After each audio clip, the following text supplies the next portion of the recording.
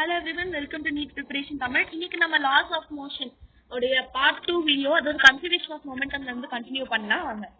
இந்த NCERT லைன்ஸ்ல வந்து பாத்தீங்கன்னா second and third law of motion which led to the important consequences like law of conservation of momentum. அந்த second and third law தான் law of conservation of momentum அப்படிங்கறத கொடுத்தது. Take a familiar example. ஒரு bullet it is now fired from a gun. ஓகேங்களா? If the force on the bullet by the gun is F, the force on the gun by the bullet is minus F according to the third law. உங்களுக்கு தெரிஞ்ச கதை.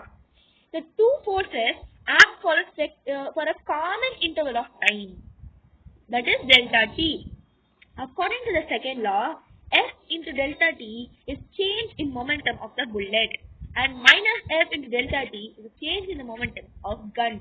Since initially both are at rest, the change in momentum is equal to the final momentum for each. Thus, if Pb is the momentum of bullet firing and Pg is the recoil momentum of gun, Pg is equals to minus Pb. That is Pb plus Pg is equals to 0. That is the total momentum of the bullet plus gun system is conserved. இதுல என்ன சொல்றாங்க, ஒரு கன்னை நீங்க இப்போ ஒரு bullet இருக்கு அந்த கன்ல நீங்க ஃபயர் பண்றீங்க. புல்லட் வந்து அந்த கன்ல இருந்து போற அந்த மொமெண்டமும் புல்லட் அந்த கன் அந்த புல்லட் மேல எக்ஸர்ட் பண்ற மொமெண்டமும் புல்லட் அந்த கன் மேல எக்ஸர்ட் பண்ற மொமெண்டமும் ரெண்டும் ஈக்குவலா இருக்கும். which means Pb is equals to minus Pg because according to third law it will be equal and opposite. Opposite அப்படின்னா negative charge will indicate in opposite direction. புரிஞ்சுதுங்களா? இப்போ நான் என்ன பண்ண போறேன், ரெண்டுத்தையும் ஒரே சைடுல கொண்டு வர போறேன். Pg plus Pb is equals to 0. இது என்ன சிக்னிஃபை பண்ணுது? It is conserve. ஓகேங்களா? அப்ப இதுல பாத்தீங்கன்னா உங்களோட மொமெண்டம் வந்து கன்சர்வ் ஆகுது, எந்த மொமெண்டமும் வேஸ்ட் ஆகல. அதாவது நீங்க புரிஞ்சுக்க வேண்டியது என்ன அப்படின்னா, உங்களுக்கு தெரியும்ல law of conservation of force, mass, அதெல்லாம் என்ன சொல்லுது? it states that it can either be created nor be destroyed. அதாவது புதுசா எந்த விதமான ஒரு மொமெண்டமும் கிரியேட் ஆகாது, அதே மாதிரி இருக்கிற மொமெண்டமும் லாஸ் ஆகாது. இருக்கிறது தான் இருக்கும், அவ்வளவுதான். புது எக்ஸ்ட்ராவும் வராது, உள்ள இருந்து எக்ஸ்ட்ரா வெளியவும் போகாது, இருக்கிறது தான் இருக்கும். அதான் conservation of momentum, law of conservation of momentum. So இங்க கொடுத்திருக்கால இவ்வளவுதான் இந்த law of conservation of momentum. உங்களுக்கு புரிஞ்சிருக்கும்னு நினைக்கிறேன். Thus, in an isolated system, that is a system with no external force. Isolated system னா என்னன்னு சொல்லிடுறேன் பாத்துக்கோங்க. Isolated system அப்படின்னும்போது this system will include only internal force. Only internal force. For example, இந்த கன்ல தான் பாத்தீங்கன்னா வெளிய இருந்து எந்த ஃபோர்ஸும் வர போறது இல்ல. புல்லட் கன் வந்து புல்லட் மேல ஒரு ஃபோர்ஸ் எக்ஸர்ட் பண்ணும், புல்லட் வந்து கன் மேல ஒரு ஃபோர்ஸ் எக்ஸர்ட் பண்ணும். Just internal force, not external force. இப்போ உங்களுக்கு புரிஞ்சிருக்கும்னு நினைக்கிறேன். இதுதான் ஐசோலேட்டட் சிஸ்டம். இந்த மாதிரி சிஸ்டம்ல தான் இது ஒர்க் அவுட். இல்லனா செகண்ட் லா படி எக்ஸ்டர்னல் ஃபோர்ஸ் அப்ளை ஆகும்போது வேற மொமெண்டம் இல்ல கன்சர்வேஷன் நடக்காது. புரிஞ்சுதுங்களா? The mutual forces between pairs of the particles in the system can cause momentum change in individual particles. But since the mutual force for each particle are equal and opposite, the momentum changes cancels in pair and the total momentum remains unchanged. இப்போ momentum change ஆச்சுனா கூட இந்த கேஸ்ல உங்களுக்கு momentum change ஆயிடுச்சுனா கூட ரெண்டுமே change ஆகி what will happen? It will cancel out. ரெண்டுமே மாறப்பட்டு cancel ஆயிட்டு momentum என்ன ஆகும்? It will remain unchanged. momentum change ஆனா கூட அது ரெண்டுமே மாறி கேன்சல் ஆயிட்டு unchanged ஆவே மாறிடும். So the fact is that the momentum will remain unchanged. That is, it is known as law of conservation of momentum will happen in isolated system. Law of conservation of momentum will happen. இப்போ உங்களுக்கு புரிஞ்சிருக்கும்னு நினைக்கிறேன். அடுத்த கான்செப்ட்ல போலாமா?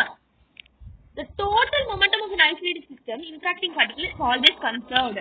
Momentum is always conserved. இது மட்டும் மைண்ட்ல எடுத்துக்கோங்க. Momentum is always conserved. An important example of application of the law of conservation of momentum is the collision of two bodies. இதுக்கு ஒரு அப்ளிகேஷன் தரேன். ஓகேங்களா? சோ இது நான் வந்து ஒன்னு தரேன். Now let us get into this thing. ஒரு application. Let me give you all a application. What is the application? Collision of the body. You know what is the collision of body? ரெண்டு object வந்து இடிச்சுக்கிறது. It is a very good example of law of conservation of mass. Momentum. So consider two body. ஒரு A body இருக்கு, B body இருக்கு. Initial momentum PA and PB, the body collide and get apart with the final momentum PA dash PB dash respectively. So உங்களுக்கு second law படி ஐ மீன் இங்க ஒரு object இருக்குன்னு வச்சுக்கோங்க. இப்போ நான் இதை எக்ஸ்பிளைன் பண்றேன். ஒரு ஆப்ஜெக்ட் இப்படி இருக்கு, இன்னொரு ஆப்ஜெக்ட் இருக்கு. இது A, இது B, இது ரெண்டு கொலைட் ஆகுது, இடிக்குது. ஓகேங்களா? ஃபார் எக்ஸாம்பிள் இல்லைன்னா உங்களுக்கு ஒரு பாக்ஸை விட ஒரு பால் கொடுத்தா உங்களுக்கு இன்னும் ஈஸியா புரியும். So let me take like this. ஒரு பால் இருக்கு, இன்னொரு பால் இருக்கு. இந்த பால் A பால், இந்த பால் B பால். இந்த பக்கத்துல இருந்து ஒருத்தன் இதை உருட்டி விடுறான், இது இப்படி வருது. இன்னொரு பக்கத்துல இருந்து இன்னொருத்தவங்க இதை உருட்டி விடுறாங்க, இப்படி வருது. இந்த ரெண்டு பால் கொலைட் ஆகி it will move apart from each other. ஒரு பர்டிகுலர் சிச்சுவேஷன்ல இப்படி ஆகுமா? ரைட், இப்படி ஆயிடும் அந்த பால்ஸ். அதுக்கப்புறம் அடுத்த சிச்சுவேஷன்ல அதுக்கு இருக்கிற பொசிஷன் விடவும் விலகி போயிடும். இந்த மாதிரி it will repel from each other. So இப்படிதான் அந்த collision பாடி நடக்கும். So initially இது இருக்கும்போது momentum will be PA PB and finally it will turn into PA dash PB dash. புரியுதுங்களா? இப்போ நான் வந்து செகண்ட் லா அப்ளை பண்றேன். செகண்ட் லால என்ன பண்ண போறேன்? SAB that is delta T is equals to P dash A minus PA and SBA delta T is equals to P dash B minus PB. அதாவது என்னன்னா உங்களுக்கு செகண்ட் லா என்ன சொல்லும்? செகண்ட் லா என்ன சொல்லுதுன்னா force is equals to mass into acceleration. So நான் இங்க என்ன பண்றேன்? Just you know what's momentum? Momentum P is equals to mv. அதாவது உங்களுக்கு நான் போன கிளாஸ்லயே இந்த டிரைவ்ட் ஈக்குவேஷன் சொல்லியிருப்பேன். F is equals to ma அப்படின்னா நீங்க என்ன போடலாம்? இதுதான் second law. According to second law உங்களுக்கு தெரியும் momentum P is equals to mv அப்படின்னு சொல்லிட்டு நான் என்ன பண்ண போறேன்? இந்த ஈக்குவேஷன்ல இந்த ஈக்குவேஷன் சப்ஸ்டிட்யூட் பண்ண போறேன். உங்களுக்கு தெரியும் m a வந்து எப்படி எழுதலாம்? வெலாசிட்டி பை டைம் எழுதலாமா? அதாவது mv by t வருமா? is equals to f. இப்போ உங்களுக்கு தெரியும் mv னா என்னது? t. அப்ப இங்க நான் போடுறேன் p is equals to f into t. இந்த ஈக்குவேஷன் டிரைவ் ஆயிடுச்சா? இப்படிதான் நம்ம இந்த ஈக்குவேஷனை போடுறோம். f into t. புரியுதுங்களா? அதே மாதிரி f into t is pa minus pa pb pb. ஏன் இந்த மாதிரி போடுறோம் அப்படின்னா it is due to something called இதுல இந்த force that is on force of a force of b on a. force of b on a இதுல வந்திருக்கும் force of b on a. அது அப்படின்னா potential of b bv தான் வரும். இங்க force of a on b அதாவது a எவ்வளவு force b மேல எக்ஸர்ட் பண்ணுது அப்படின்னா உங்களுக்கு a ஓட பொட்டன்ஷியல் இதுதான் மொமெண்டம் தான் உங்களுக்கு தேவைப்படும். இப்போ உங்களுக்கு புரிஞ்சிருக்கும்னு நினைக்கிறேன் concept. May we have taken a common interval of time for both the forces. That is the time for which two bodies are in contact. Since FAB is equals to minus FBA by third law, PA minus PB is equals to minus P dash B minus PB. That is P dash A plus P dash B is equals to PA plus PB, which shows that the total final momentum of the isolated system equals to the initial momentum.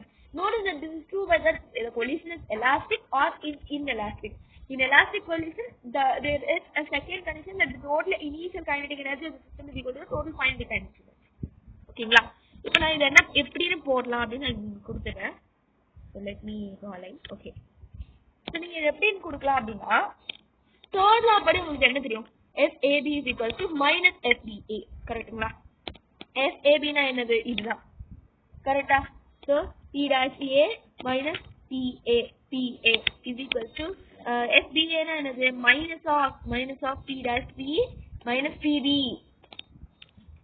அடுத்தது P dash A minus PA minus PB P dash B plus PB. இப்போ நான் என்ன சொல்றேன்? This you will understand. இப்போ நான் என்ன பண்ண போறேன்? P dash A P dash B ஒண்ணா சேர்த்து எழுதிக்கிறேன். P dash A plus P dash B is equals to PA plus PB. இப்போ நீங்க டிரைவ் பண்ணிட்டீங்களா? Initial momentum is equals to final momentum. ஓகேங்களா? கரெக்ட்டுங்களா? இப்போ உங்களுக்கு புரிஞ்சுதா? இது வந்து எலாஸ்டிக் கொலிஷன். இது எல்லா கொலிஷன் எலாஸ்டிக் கொலிஷனா இருந்தாலும் சரி இன்எலாஸ்டிக் கொலிஷனா இருந்தாலும் சரி இது வந்து இது சாட்டிஸ்ஃபை ஆகும் இந்த கண்டிஷன். ஓகேங்களா? எலாஸ்டிக் கொலிஷன்ல பாத்தீங்கன்னா எலாஸ்டிக் கொலிஷன்ஸ்ல total kinetic energy கூட அதாவது initial kinetic energy will also be equal to the final kinetic energy elastic collision. அது எக்ஸ்ட்ரா பாயிண்ட். ஓகேங்களா? அடுத்தது பார்க்கலாம். Now let us look into the equilibrium of the particle. Equilibrium of the particle. What does it mean? Equilibrium of the particle na enna? Pakalama. Equilibrium of the particle in mechanics, it refers to the situation when the net external force on a particle is 0. Net force, that is S net should be equal to 0. This is the only condition. Condition for the equilibrium enna, S net should be equal to 0. According to the first law, this means the particle is either at rest or in uniform motion. So the particle must be in rest or uniform motion. Or in uniform motion. Either the object எப்படி இருக்கணும் ரெஸ்ட்ல இருக்கணும் அப்படினா ஒரு uniform வெலாசிட்டில அது move ஆயிட்டு இருக்கும். F net it should be 0. இதுதான் conditions for it. If the two force F1 and F2 act on a particle equilibrium, it requires F1 is equal to minus F2. அதாவது எப்படின்னா இப்படி ரெண்டு ஃபோர்ஸ் இப்படி அந்த ஆப்ஜெக்ட் மேல ஆக்ட் ஆகுது இப்படி ஆக்ட் ஆகுது. இது F1 வச்சுக்கோங்க F2 வச்சுக்கோங்க. இது ரெண்டுமே ஈக்குவலா இருக்கும். அப்பதான் F net will be equal to 0. அப்பதான் அது ரெஸ்ட்ல இருக்கும். புரியுதுங்களா? அப்போ F1 is equal to minus F2. இப்படிதான் இருக்கும். புரியுதுங்களா? That is the two forces on the particle must be equal and opposite. Equilibrium under the three concurrent forces F1, F2 and F3 requires that the vector sum of three forces should be 0. இப்போ மூணு force act ஆகுதுன்னு வச்சுக்கோங்களேன். அப்போ F1 plus F2 plus F3 it should be equal to 0. இதுவும் ஒரு condition. புரியுதுங்களா? Equilibrium of the body requires not only translational equilibrium, அதாவது linear equilibrium மட்டும் கிடையாது, zero net external force மட்டும் கிடையாது, but also rotational equilibrium. It is zero net external torque also. Not only force but also net torque. It should also be 0. இந்த symbol என்னன்னா tau. இது நம்ம system of particle lessonல படிப்போம். So the torque tau net should also be 0. So rotational movementலயும் அது 0 ஆ தான் இருக்கும். அதையும் நீங்க அண்டர்ஸ்டாண்ட் பண்ணிக்கோங்க. ஓகேங்களா? அடுத்து in other words, the resultant of any two forces say F1 and F2 obtained by the parallelogram law of forces must be equal and opposite to the third force F3. The three forces of the equilibrium can be represented by the sides of the triangles with the vector arrows taken in the same sense. Result can be generalized to any number of forces. A particle is in equilibrium under the action of force F1, F2 till Fn if they are represented by the sides of a closed n-side polygon with the arrow directed in the same sense. The equation it will mean மூணு plane எடுத்துக்கோங்க. For example, நான் இப்படி எடுத்துக்கிறேன். இப்போ நான் என்ன பண்றேன், let me do this. இப்போ உங்களுக்கு ஈஸியா அண்டர்ஸ்டாண்ட் ஆகிற மாதிரி நான் ஒரு டயக்ராம் கொடுக்குறேன், பார்த்துக்கோங்க. 1 2 this is F1, this is F2. Understandable? இப்போ நான் என்ன பண்ண போறேன், parallelogram, concurrent forces parallelogram மூணு பிளேன்ல, இது F1, இது F2, இது F3. Okay? So here I am going to draw a parallelogram.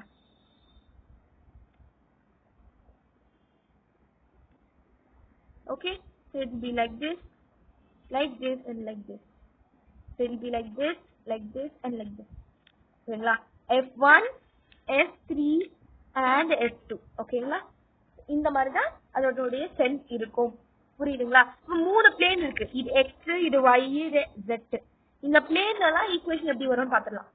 F1x plus F2x plus F3x is equal to 0. F1y plus F2y plus F3y is equal to 0.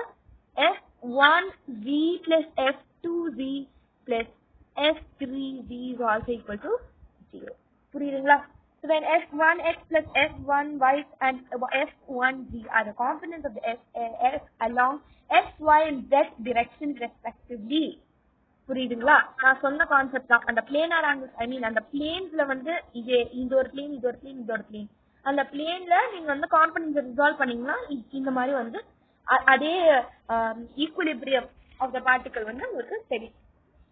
ஓகேங்களா? So அடுத்தது நம்ம common forces இன் mechanics